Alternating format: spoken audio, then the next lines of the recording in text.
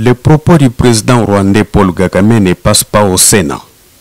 Le président Modeste Bachilukwebo a fait savoir que la République démocratique du Congo fait l'objet d'un complot international. Au gouvernement, c'est la ministre d'État, ministre du portefeuille Adèle Kayinda Mayinda, qui condamne le propos de Paul Kagame.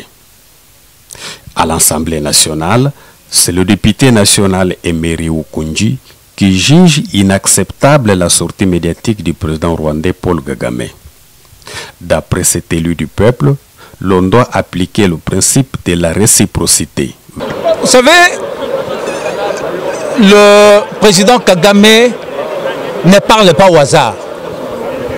Lorsqu'il parle de cela, sachez que il y a déjà un plan concocté contre la République démocratique du Congo.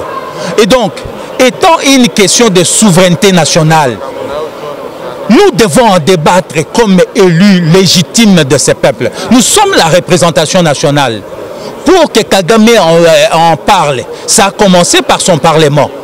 Et donc, il est tout à fait normal, tout à fait légitime que nous puissions débattre de la question de l'insécurité et des propos de Kagame à l'est de la République démocratique du Congo au Parlement. Il y a des choses qui fondent notre existence. Et donc nous devons en dépendre. Pourquoi le Parlement rwandais en a débattu et on a dit au Parlement congolais de ne pas en débattre? Pourquoi? On cache quoi?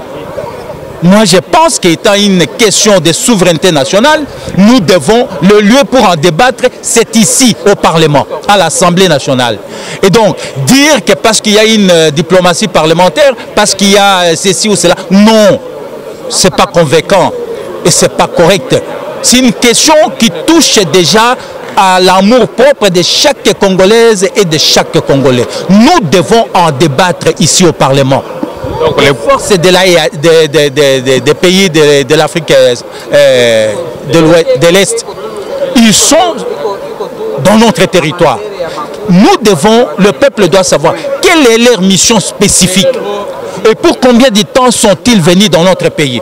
Mais nous ne devons pas assister comme des spectateurs et subir tout ce que nous sommes en train de subir, non. Donc les propos de Kagame prouvent à suffisance qu'il y a une menace contre la République démocratique du Congo. Effectivement, Kagame ne parle pas au hasard. Ça a commencé, je l'ai dit, avec son Parlement. Et son ministre des Affaires étrangères, là aussi,